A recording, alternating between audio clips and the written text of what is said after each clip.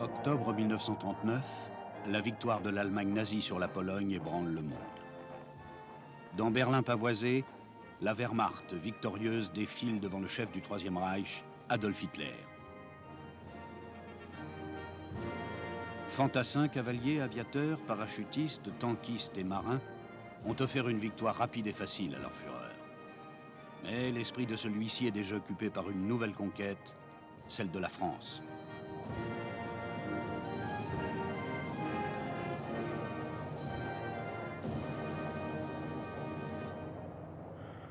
Groupés derrière lui, généraux, amiraux et dignitaires du parti entendent monter vers la tribune les acclamations de la foule. Pourtant, nombre d'entre eux, militaires de carrière, estiment que la Wehrmacht n'est pas prête pour affronter un tel conflit.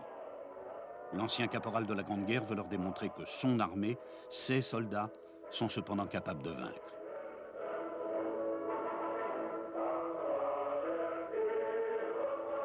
Dans les casernes allemandes, les soldats de toutes armes s'entraînent, répètent sans cesse le maniement des armes les plus diverses. La Wehrmacht est malgré tout considérée comme une armée conventionnelle, dépendant encore trop des transports hippomobiles et dont beaucoup de matériels sont dépassés. Si les parachutistes forment des unités modernes et encore peu connues, les Panzers, comme le Mark III, sont souvent inférieurs aux chars français et britanniques. Le bombardier en piqué Stuka est une proie facile pour les chasseurs ennemis s'il n'est pas escorté.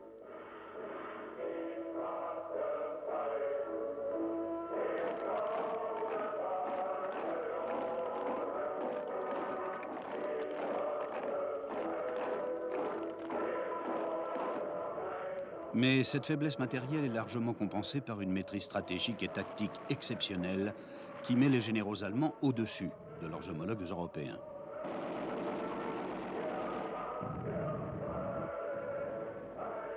L'invasion de la Pologne le 1er septembre 1939, qui détermine le 3 l'entrée de la France et de l'Angleterre dans la guerre, a été un véritable coup de poker.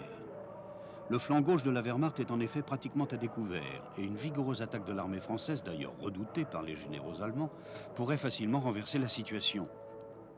Seule la 4e armée du général Requin marche vers la ligne Siegfried.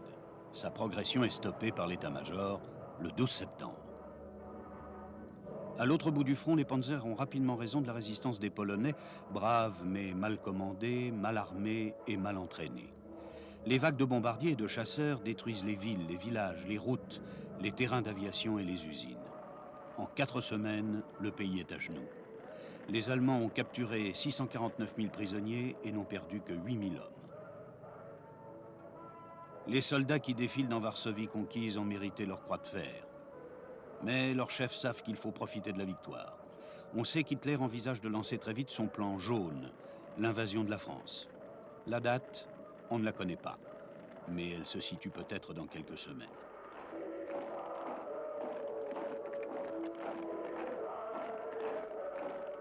Non seulement les troupes, les trains blindés, les matériels ne sont pas encore prêts, mais le temps n'est pas favorable.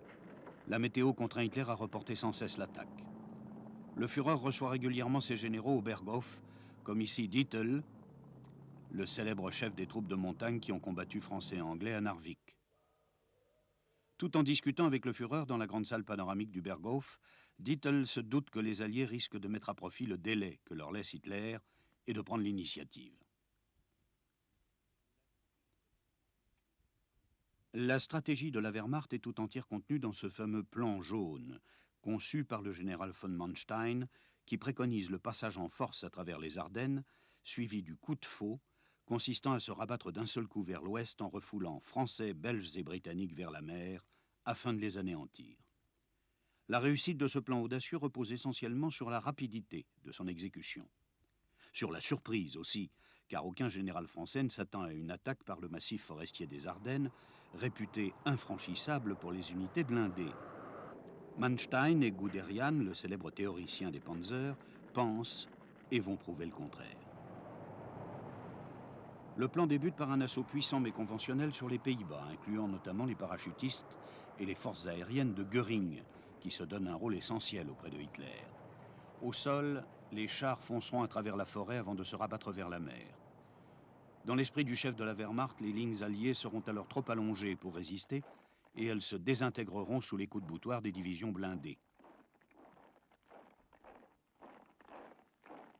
Il s'agit d'une stratégie très risquée pour un homme qui est surtout un leader politique, a priori plus à l'aise au congrès de Nuremberg devant les SA et les SS que dans un rôle de chef militaire. En fait, il compte sur la faiblesse de ses adversaires. Or, sur ce plan, il n'a pas tort. L'armée française qui a vaincu l'Allemagne en 1918 vit sur une réputation qui n'est plus à la hauteur de la réalité. Forte en nombre, elle est commandée par des chefs âgés, dont la doctrine est basée sur la défense à outrance et l'immobilisme, l'une et l'autre symbolisées par la fameuse ligne Maginot, fortification moderne, mais construite à l'économie et qui peut être tournée sur la droite comme sur la gauche.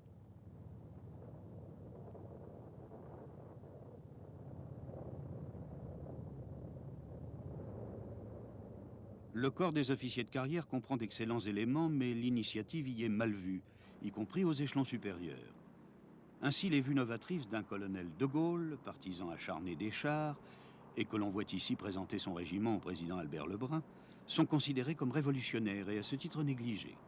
Même après que la campagne de Pologne ait prouvé la justesse de ses thèses, on considère en haut lieu qu'une guerre éclair est impensable vis-à-vis de la France. Cela n'empêche pas les usines d'armement de produire les chars qui vont se battre pendant la campagne de France.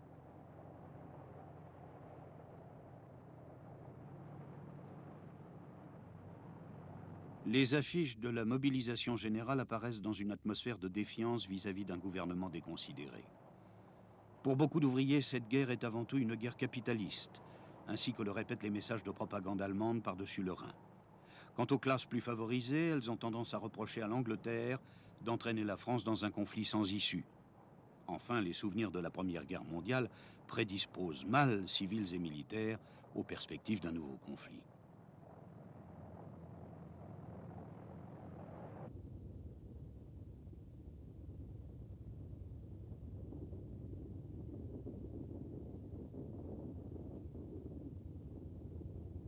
Mai 1940, l'Allemagne est prête.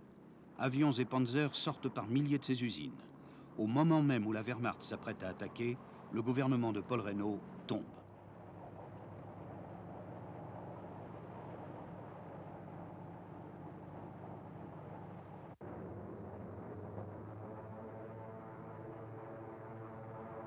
Certains que leurs adversaires ne s'aventureront pas au-delà de la ligne Maginot, les Allemands n'ont laissé devant elles qu'un mince cordon de troupes. Les 29 divisions du groupe d'armée B de von Bock et les 45 du groupe A de von Rundstedt sont massées pour jouer respectivement le rôle d'enclume et de marteau.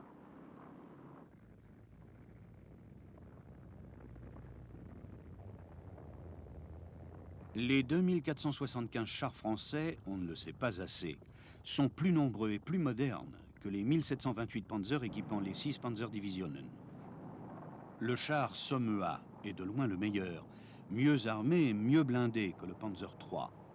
Dans sa tourelle, le chef de char peut tout seul diriger, donner ses ordres, armer et tirer, alors que pour les mêmes tâches, les Panzers nécessitent un équipage. Sur les 108 divisions de l'armée française, 2 seulement sont motorisées et aucune n'est blindée. Les chars ne sont considérés par le commandement que comme des armes d'appoint. Ils doivent être répartis dans les grandes unités et non regroupés en formations manœuvrantes.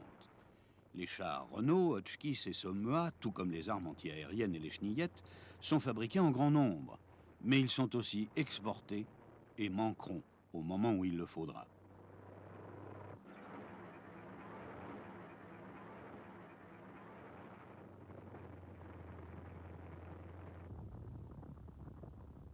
Du côté allemand, on ne commet pas de telles erreurs.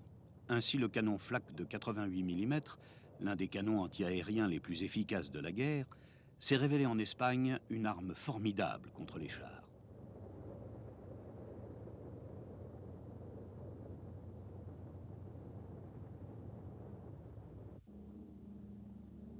Les 1300 avions de l'armée de l'air française sont par contre surclassés par une Luftwaffe plus nombreuse et plus moderne. Mais c'est encore au niveau de ses chefs que l'armée française pêche le plus. Le généralissime Maurice Gamelin est brillant, mais pusillanime. C'est un politique plus qu'un militaire. Il s'entend mal avec son second, le général Georges, réaliste mais trop discipliné pour contester des décisions qu'il n'approuve cependant pas.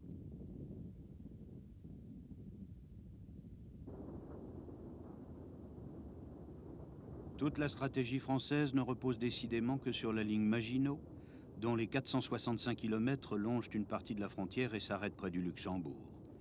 22 000 hommes des troupes de forteresse tiennent les 40 gros ouvrages, les 70 petits, les 400 casemates et les 150 km de galeries souterraines de la ligne, hérissées de tourelles et de canons lourds.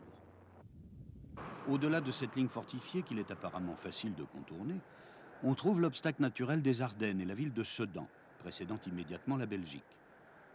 S'attendant à une attaque à travers ce pays neutre, Gamelin a prévu un mouvement de ses troupes vers le nord, en direction de la rivière d'Isle.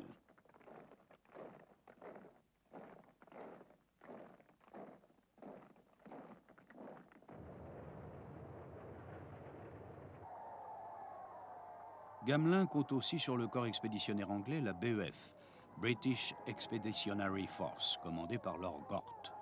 Si les soldats britanniques sont tous des professionnels aguerris et disciplinés, ils ne sont pas assez nombreux. La BEF compte à peine 11 divisions. Sa dotation blindée nettement insuffisante est surtout composée de chars légers Mark VI, largement périmés, les chars modernes Matilda étant très peu nombreux. Quant à l'artillerie, elle ne peut faire face sérieusement aux canons allemands. Tout comme la France, la Grande-Bretagne est en effet entrée en guerre sans préparation militaire. Sa petite armée est en grande partie composée d'hommes peu motivés et d'anciens chômeurs. Le corps des sous-officiers et des officiers manque d'émulation, les promotions étant rares et ne favorisant pas l'esprit d'initiative. Cette mentalité est à l'opposé de celle mise en œuvre par le Troisième Reich, qui encourage l'esprit militariste des hommes dès leur adolescence.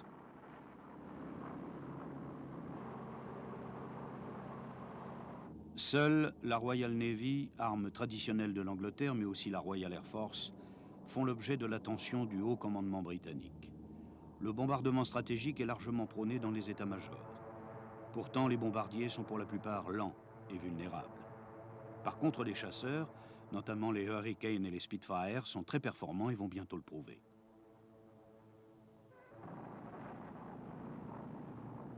Les hommes politiques britanniques, le Premier ministre Chamberlain en tête, sont largement opposés à tout risque de guerre. Pendant de longs mois, le cabinet, soutenu par le Parlement, va atermoyer, céder du terrain devant Hitler.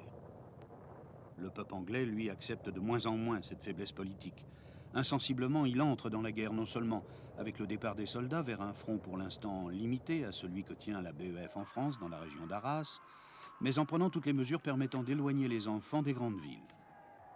Le 10 mai 1940, jour de l'attaque allemande, le pusillanime Chamberlain est remplacé par un homme à poigne, Winston Churchill. Ce jour-là, à l'aube, la Wehrmacht attaque simultanément en Hollande, en Belgique et au Luxembourg. Les parachutistes du général Student, sautant des Junker 52, prennent les ponts de Rotterdam, de Dordrecht et de Murgik. La 6e armée du général von Reichenau s'avance à l'extrême droite de la Belgique, le long de la Meuse et du canal Albert.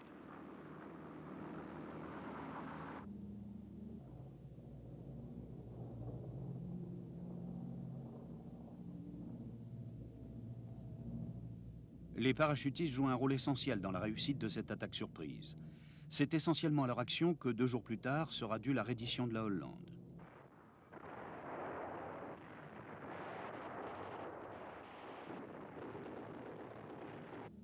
Les blindés allemands foncent à travers les plaines vides de relief qui s'étendent entre la mer du Nord et la Moselle et franchissent sans coup férir fleuves et rivières. À 6h30 le 10 mai, Gamelin ordonne le déclenchement de la manœuvre d'Isle. Le corps de cavalerie français, la 1re armée et plusieurs divisions et brigades des 2e et 9e armées entrent en Belgique au nord de Namur. Le 11 mai, le détachement aéroporté du capitaine Koch et les éléments du génie s'emparent du fort d'Eben Emael, position clé qui domine le canal Albert. L'armée belge commence à reculer.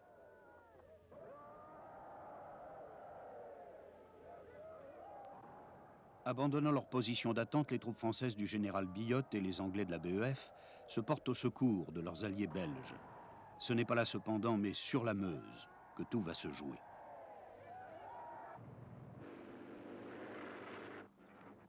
Le groupement blindé de von Kleist fonce à travers les Ardennes réputées infranchissables et les traverse sans difficulté majeure. Les longues colonnes, parfaitement organisées et dirigées, obligent ainsi les divisions de cavalerie françaises à repasser sur la rive gauche de la Meuse. Le 12 mai, en fin d'après-midi, la 7e Panzer du général Rommel arrive devant Dinant. Ses premiers éléments passent la Meuse dans la nuit et l'infanterie la franchit le lendemain. Le même jour, les avant-gardes de Guderian en font autant dans le secteur de Sedan et créent une tête de pont à la Marfée. Les Allemands sont en France. Dans la nuit du 13 au 14, les Panzers commencent le franchissement sur des ponts de bateaux, malgré l'aviation française et anglaise. Les Allemands engagent alors un bombardement de 6 heures sur Sedan et, malgré une farouche résistance, réduisent les Français au silence. Au nord de Sedan, il ne reste plus que la 9e armée du général Korap. Elle est composée de troupes mal entraînées et de réservistes âgés qui, quelques semaines auparavant, étaient encore dans leurs fermes. Elle ne dispose pas de matériel moderne et d'armement adéquat et encore moins d'artillerie. Sous l'attaque des Stuka, Korap est menacé d'enveloppement, son front est crevé au nord. Il ne dispose d'aucun soutien et finit par donner l'ordre de repli et découvre ainsi la première armée qui doit retraiter à son tour.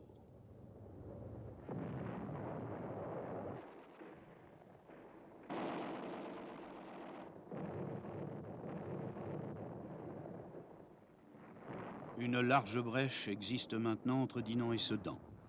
Les divisions blindées allemandes, suivant les avant-gardes, s'y engouffrent à partir du 15 mai.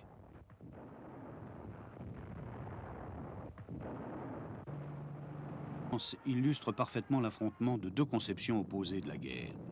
Pour les Français et les Anglais, celle-ci doit être menée au rythme de l'infanterie, c'est-à-dire lentement. Pour les Allemands, au contraire, la vitesse conditionne tout.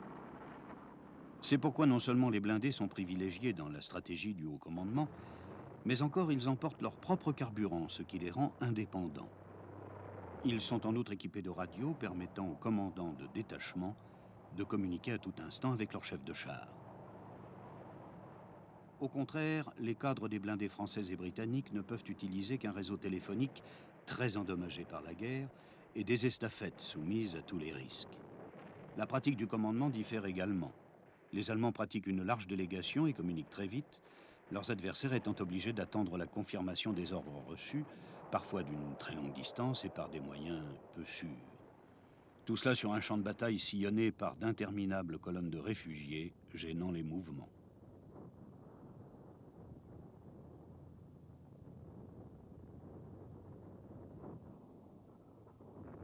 Ces réfugiés sont souvent aussi les cibles des Stuka, l'aviation d'assaut allemande, dont la mission première est de détruire les routes, les voies ferrées, les ponts, les nœuds de communication, les dépôts d'essence, les gares et les aérodromes. Accompagnés par le hurlement strident de leurs sirènes, les Stuka ajoutent la panique à leur pouvoir destructeur.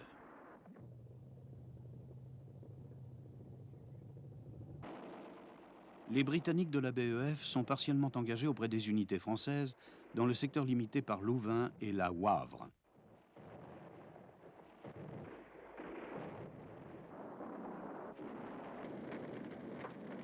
Le 14 mai, les bombardiers de la Royal Air Force, appuyés par des appareils français, tentent de détruire les ponts de Sedan, intacts, et qu'empruntent les chars de Guderian.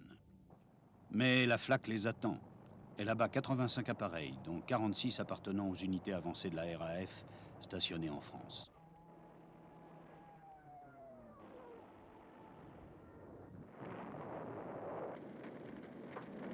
Le maréchal de l'air Dowding, chef de la chasse britannique, juge alors que ses forces ne peuvent rester exposées en France, car il est certain que l'Angleterre va être attaquée sous peu. Il s'oppose donc désormais à tout transfert d'escadrilles vers le continent. L'armée de l'air va donc continuer à se battre seule, héroïquement, malgré sa faiblesse face à la Luftwaffe. La bataille des airs est très rude. Les Allemands, de l'aveu même qu'en fera plus tard le célèbre général Adolf Galland, y perdent de nombreux appareils. L'as Mulders lui-même est abattu. Mais l'hécatombe d'appareils français et britanniques est terrible. La progression des divisions allemandes est très rapide. Les divisions motorisées elles-mêmes ont du mal à les suivre. La retraite des armées françaises, belges et britanniques est totale, malgré des faits d'armes incontestables. La défense de Mont-Hermé le 13 mai, la bataille de chars de Gembloux le 14, celle de Stone et de Rethel le 15. Ce même 15 mai, la Hollande capitule.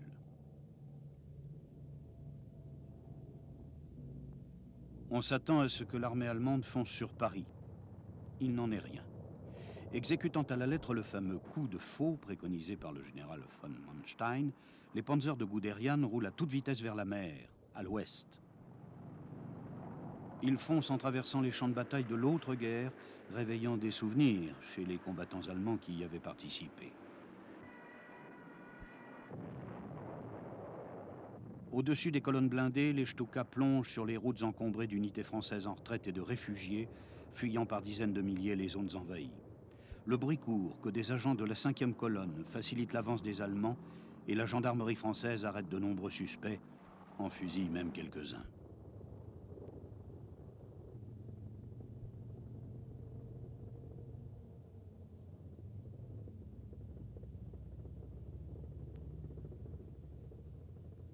Pendant que les réfugiés courbent le dos sous les bombes, la retraite française sur l'Escaut se poursuit devant la 6e armée allemande.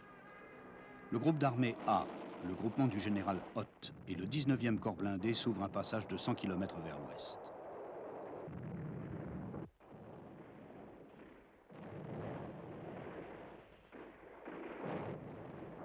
Dès le 17 mai, le cabinet britannique, soucieux de ménager son corps expéditionnaire, envisage secrètement son réembarquement.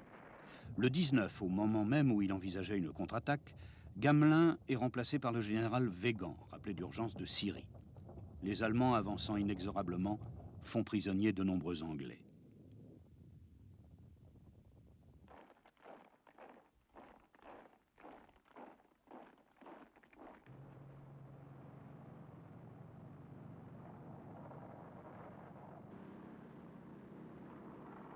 Le 18 mai, le maréchal Pétain, ambassadeur en Espagne, a été rappelé d'urgence et nommé vice-président du Conseil.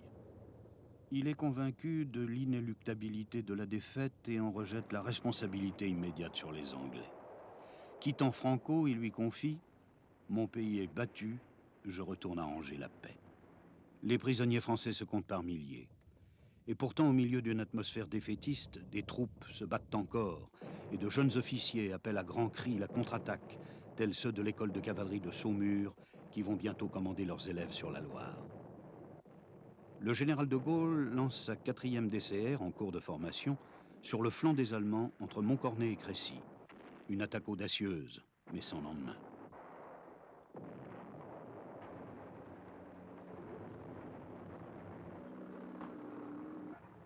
Malgré leur succès, les Allemands eux aussi rencontrent des difficultés.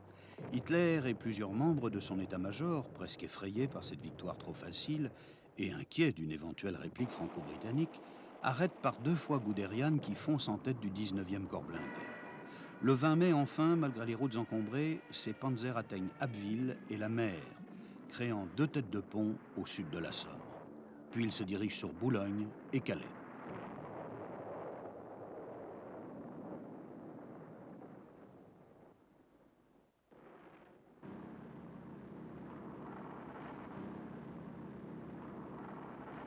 Au même moment, Weygand veut lancer une contre-attaque franco-britannique d'Arras sur Bapaume. Ce plan oblige l'armée belge à un nouveau repli vers l'Isère afin de couvrir cette action. Mais les mauvaises liaisons, les embouteillages et le désordre dû à l'action de la Luftwaffe empêchent de coordonner les mouvements. Pour les Anglais, Dunkerque devient de plus en plus un objectif prioritaire.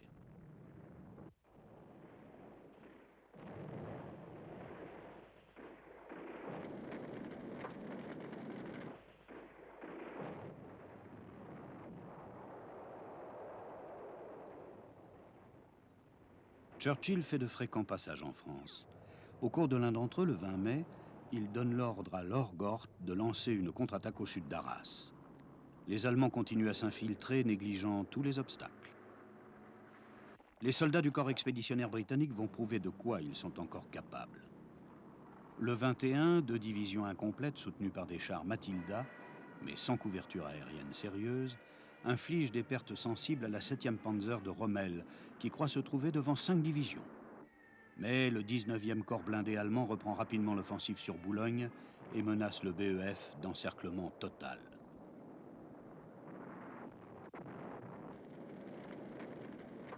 Les troupes blindées françaises continuent à se battre dans une lutte inégale. De nombreux équipages tombent entre les mains de l'adversaire. Lord Gort doit se concerter le 21 avec Weygand à Ypres. Mais retardé par les combats, il arrive trop tard. De ce rendez-vous manqué résultera une méfiance réciproque entre les deux chefs. Et pourtant, grâce à l'initiative de Churchill, des troupes britanniques arrivent encore en France. Ce seront les dernières. Les avant-gardes allemandes approchent de Dunkerque.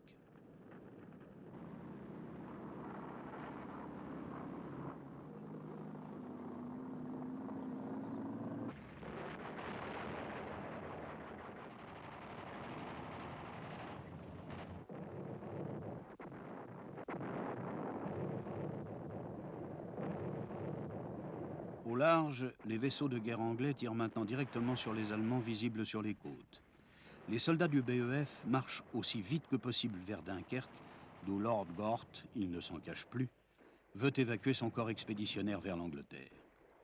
Dans cette course, les Anglais vont être sauvés par un coup du sort. En effet, le 24 mai, alors que la première Panzerdivision du général von Rundstedt vient de conquérir une tête de pont sur la Aa, à quelques kilomètres de Dunkerque, Hitler lui donne l'ordre de stopper son avance sur place. Le même ordre est envoyé au 41e corps d'armée. Cette décision, l'une des plus controversées de la guerre, a été prise pour laisser à la Luftwaffe de Göring le soin de détruire seules les armées encerclées. La ville commence à subir un bombardement en règle. De leurs chars, les tankistes allemands observent rageusement à la jumelle la ville qui leur échappe. On a beaucoup discuté sur les motifs de ce coup d'arrêt. On a avancé les problèmes de liaison des Allemands, la lenteur des approvisionnements en carburant. Il reste certain qu'Hitler ne donna cet ordre qu'à contre-cœur, lui qui voulait voir ses troupes d'élite, les SS Verfügungstruppen, se couvrir de gloire. Mais il cède à son favori, Göring, qui bout d'impatience et entend donner la première place à sa Luftwaffe.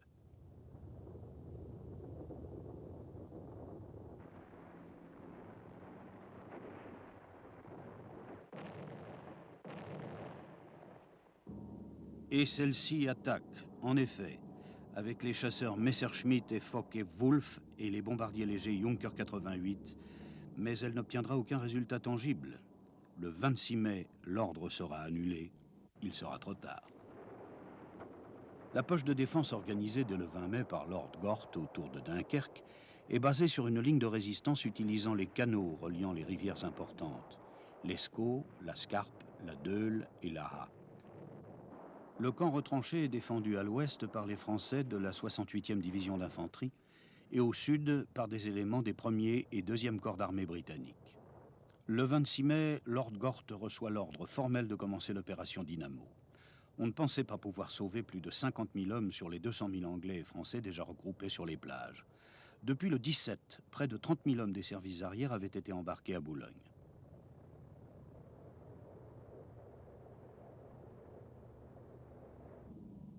Près de 800 bateaux anglais de toutes sortes vont participer à l'opération. En Angleterre, l'opinion publique est mal informée et les soldats qui vont échapper à l'enfer de Dunkerque vont se rendre compte à quel point les informations de la radio et de la presse sont incomplètes.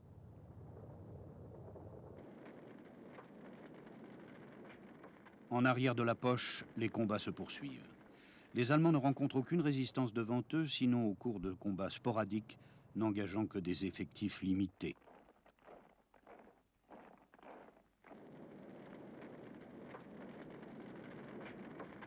Le port, les docks et la ville disparaissent sous d'épais nuages de fumée dus aux bombardements qui pilonnent Dunkerque depuis 10 jours.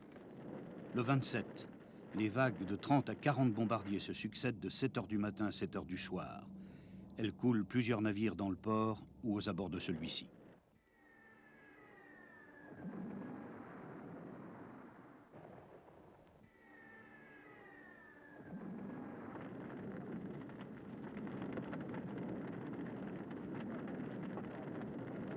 Le commandement de l'opération Dynamo a été confié au vice-amiral Ramsay, commandant à Douvres.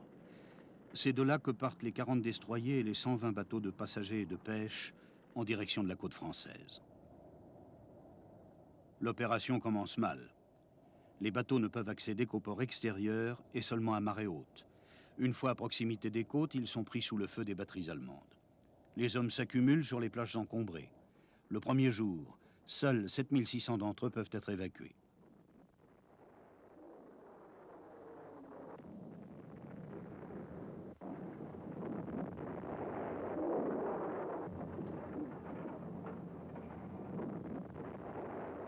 Le lendemain matin, les commandants alliés, dont le capitaine de vaisseau Aufan, chef des opérations à l'amirauté française, se réunissent à Cassel.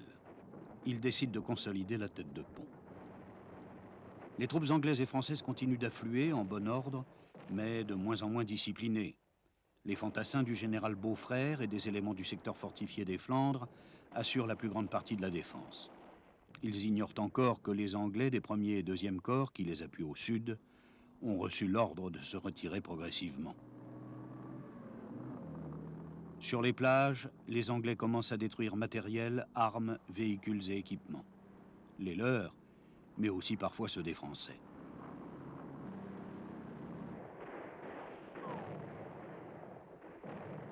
Des ordres mal compris entraînent même la mise hors d'usage de précieux canons de DCA. Pendant ce temps, la Luftwaffe poursuit le bombardement de la ville pratiquement détruite. Près de 1000 civils y sont tués le même jour.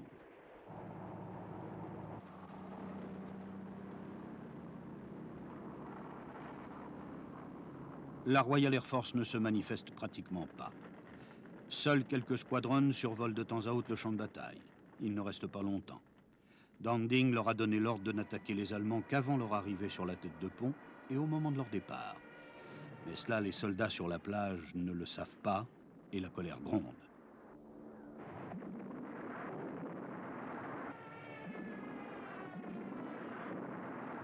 De nombreux bateaux coulent, touchés par les bombes. À terre, les dépôts d'essence du port brûlent aussi, dégageant d'épais nuages de fumée. Les pilotes de Henkel 111, abusés par ces nuages, sont persuadés d'avoir entièrement anéanti les installations portuaires et tous ceux qui s'y trouvaient. C'est à ce moment qu'une période de très mauvais temps donne aux assiégés et aux fugitifs un répit inespéré. De Douvres, le vice-amiral Ramsay dirige les opérations d'évacuation coordonnées sur place par ses officiers de liaison sous les ordres du capitaine Tennant. Constatant que le port lui-même est difficilement utilisable, celui-ci décide d'embarquer les hommes à partir des plages, bien que celles-ci soient fréquemment prises sous le feu des bombardiers en piqué Stuka. Le tirant d'eau ne permet pas aux bateaux d'approcher suffisamment du rivage. Les troupes embarquent sur des canots et des barques et s'approchent lentement des gros navires en évitant les courants et les projectiles.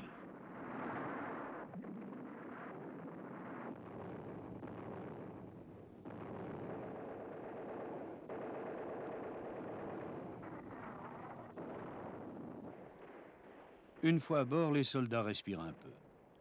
Leurs camarades restés à terre attendent stoïquement leur tour, rassurés en partie par cette flotte d'évacuation qui, même hétéroclite, reste imposante. Si les nerfs craquent, la discipline revient, s'il le faut, sous la menace des armes des officiers.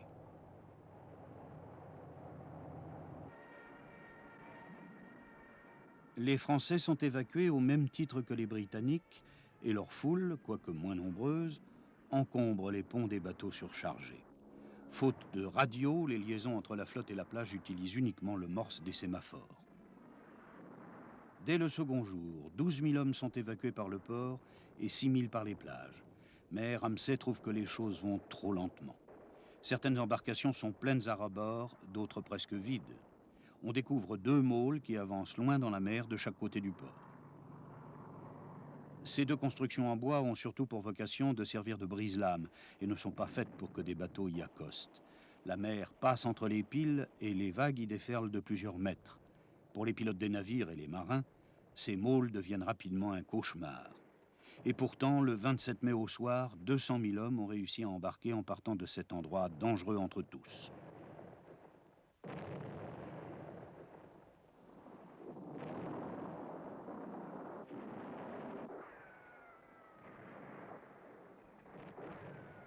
Le lendemain 28 mai, l'armée belge capitule. Ainsi tombe le dernier rempart devant la 17e armée allemande. Weygand donne l'ordre au général Blanchard, son chef, de se frayer un chemin par la force vers la côte. À Dunkerque, si la Luftwaffe est clouée au sol par le mauvais temps, les canons prennent le relais et bombardent la flotte en y créant des ravages. Les bateaux arrivent toujours devant les plages. Il y en a vraiment de toutes sortes et des plus étranges comme ceux-ci.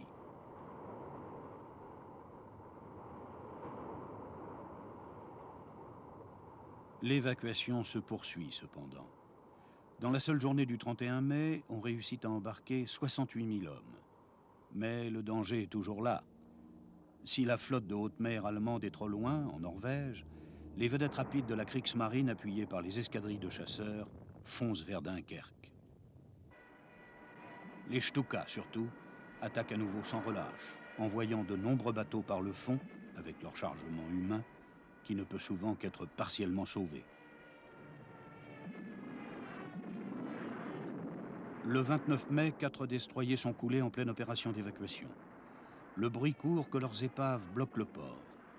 Il est erroné, mais inquiète l'amirauté qui rappelle ses unités les plus modernes afin de ne pas les exposer, ne laissant à Ramsay qu'une quinzaine de vieux modèles. 2 précieux jours passent avant que l'erreur ne soit rectifiée. À Dunkerque, l'atmosphère est lourde. Les Anglais continuent à embarquer en grand nombre grâce aux prodigieux efforts de la Royal Navy et à la protection assurée par les troupes françaises, encouragées par leur chef, l'amiral Abrial et le contre-amiral Platon, nommé gouverneur de la ville en pleine bataille. Les derniers défenseurs britanniques sont bientôt relevés par 2 divisions françaises, commandées par le général de la Laurencie, qui, refusant de se laisser évacuer, combattra jusqu'au 3 juin.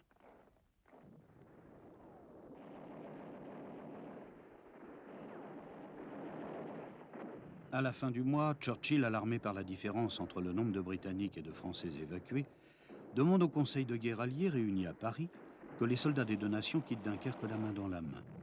Pour faire face aux Allemands qui assiègent le camp retranché, il remplace Lord Gort par le major général Alexander.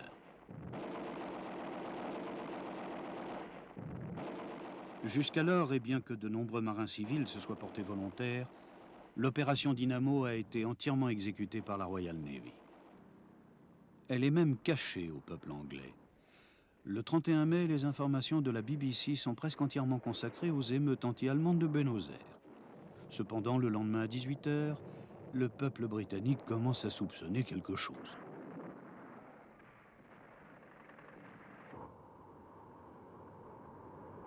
Le 1er juin, une incroyable armada de petits bateaux entame résolument la traversée de la Manche. Durant 2 jours, ils vont faire la navette avec la côte française, emmenant les soldats jusqu'aux grands navires ou ramassant les traînards. Tout cela sous le tir des Allemands installés sur les hauteurs de Marques. Ces amateurs font preuve d'un extraordinaire courage. S'ils sauvent peu d'hommes en comparaison de la masse totale des évacués, la légende s'empare cependant de leur épopée, et avec raison.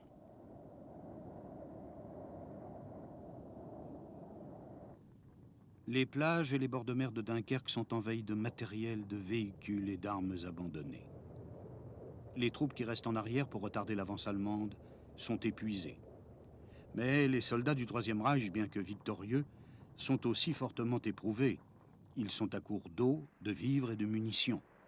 Il manque d'artillerie, les batteries les plus puissantes ayant été envoyées sur d'autres zones du front. Seules les escadrilles de la Luftwaffe sont en nombre. Les Messerschmitt 109 décollent et attaquent sans répit. Les Français ne gardent que 300 avions en état de marche. 700 autres ont été détruits. La Royal Air Force n'envoie que 8 patrouilles vers les plages. Les pilotes de Göring, eux, ayant décollé tôt le matin, coulent 3 destroyers et 3 autres posent devant le rivage, sévèrement endommagés.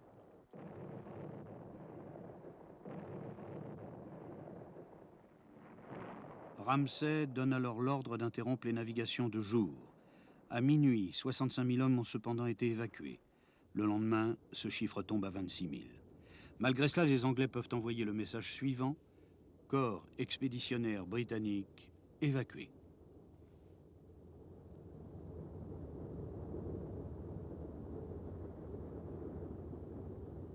Les Français ont la désagréable impression que les Britanniques négligent de les évacuer malgré les promesses.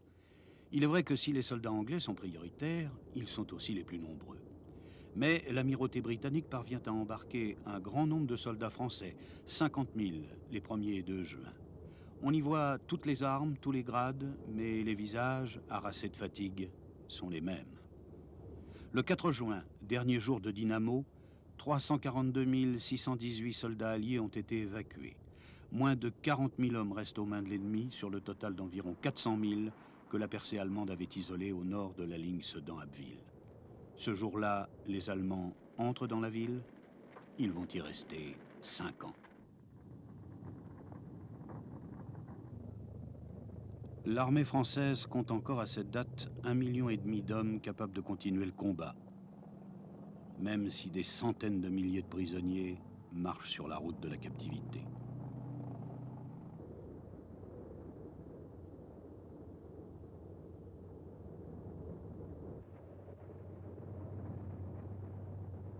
Les Allemands, de leur côté, ont complètement redéployé leur dispositif. Aux 139 divisions allemandes, le général Weygand va en opposer 71, moitié moins. Le 5 juin, Hitler lance ses panzers et son infanterie sur la Somme et l'Ailette. Les combats font rage pendant 2 jours. Le 6, le général Touchon ramène sa 6e armée sur l'Aisne et le général allemand Hoth franchit la Seine. Le 9, Rommel et sa 7e Panzer arrivent à leur tour sur la Seine.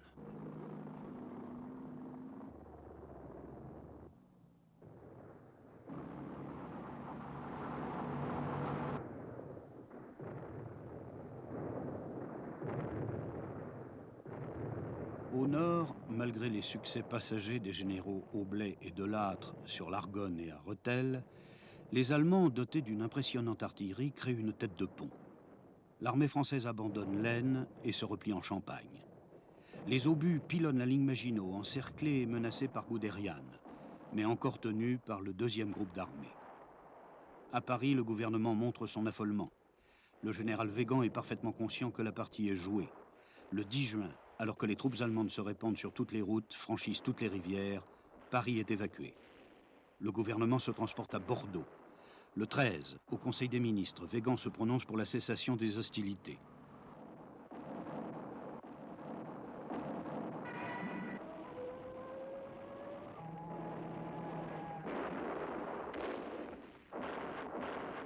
Les prisonniers, les fuyards et les réfugiés encombrent tous les grands axes descendant vers le sud.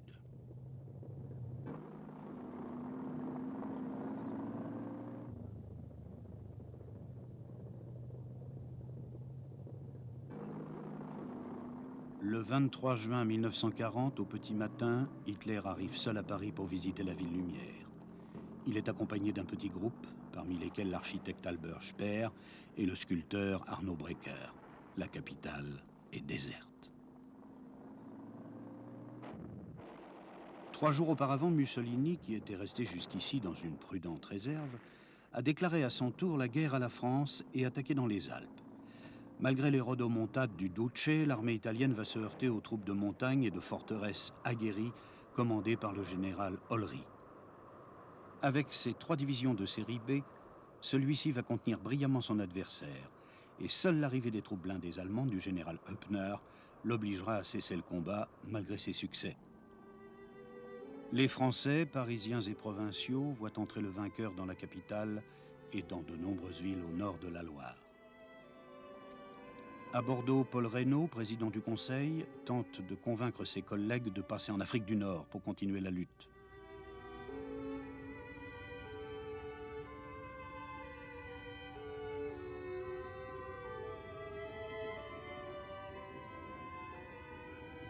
Reynaud est remplacé par le maréchal Pétain, qui entre en contact avec les Allemands. Le vainqueur de Verdun rencontrera Hitler à Montoire quelques semaines plus tard.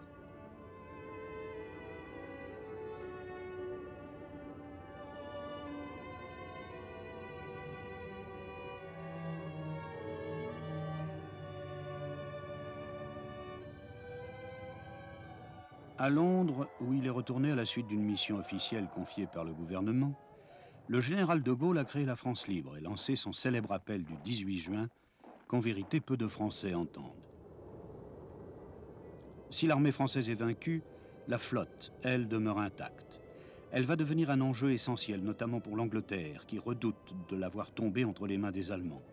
La Royale, comme on l'appelle, va être au centre de nombreuses discussions. Le 21 juin, Hitler convoque la délégation française d'armistice à Rotonde, où le 11 novembre 1918, l'Empire allemand avait lui-même capitulé devant le maréchal Foch. Dans la clairière historique, le célèbre wagon-restaurant est toujours là.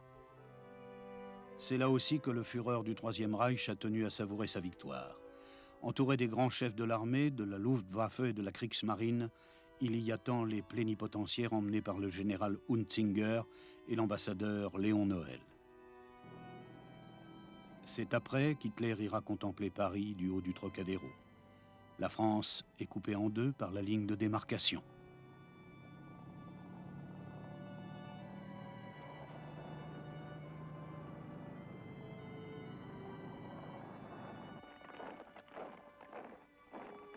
Au rêve du dictateur succèdent les troupes allemandes qui défilent sur la place de l'Étoile et descendent l'avenue du Bois, aujourd'hui avenue Foch.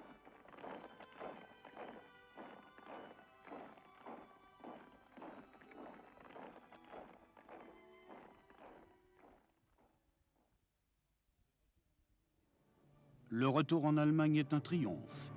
La foule acclame sans relâche le chef du Troisième Reich.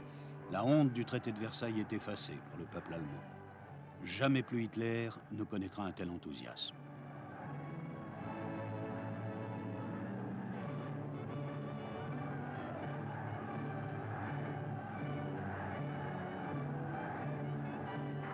Aux acclamations de la foule succèdent les applaudissements du Reichstag.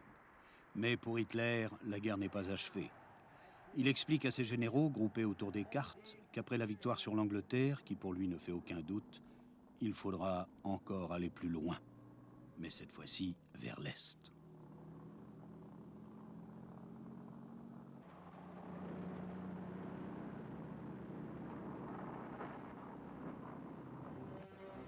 C'est à quoi déjà il entend préparer ses troupes.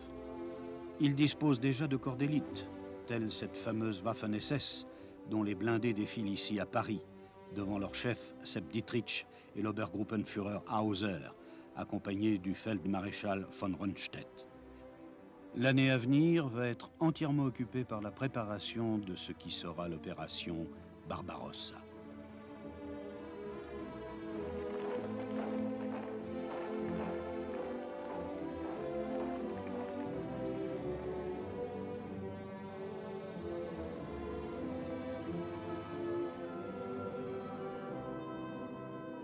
À Londres, De Gaulle, aidé par Churchill, constitue le noyau des forces françaises libres, composé, surtout au début, de marins et de soldats évacués de Dunkerque.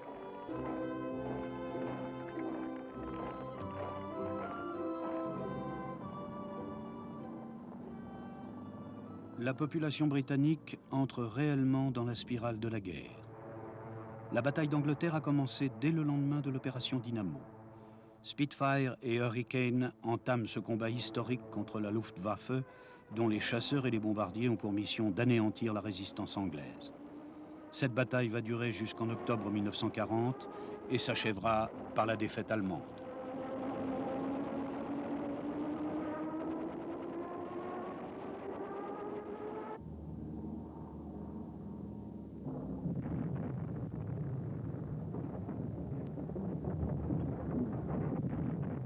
Aux attaques des chasseurs s'ajouteront très vite les bombardements systématiques de Londres et des grandes villes. C'est le Blitz qui fera des milliers de victimes civiles. Les Anglais, qui avaient appris par la radio ce qui se passait à Rotterdam, à Sedan ou à Varsovie, découvrent à leur tour les horreurs des villes en feu. Ils savent désormais pourquoi ils se battent et ils vont le faire avec un cran admirable.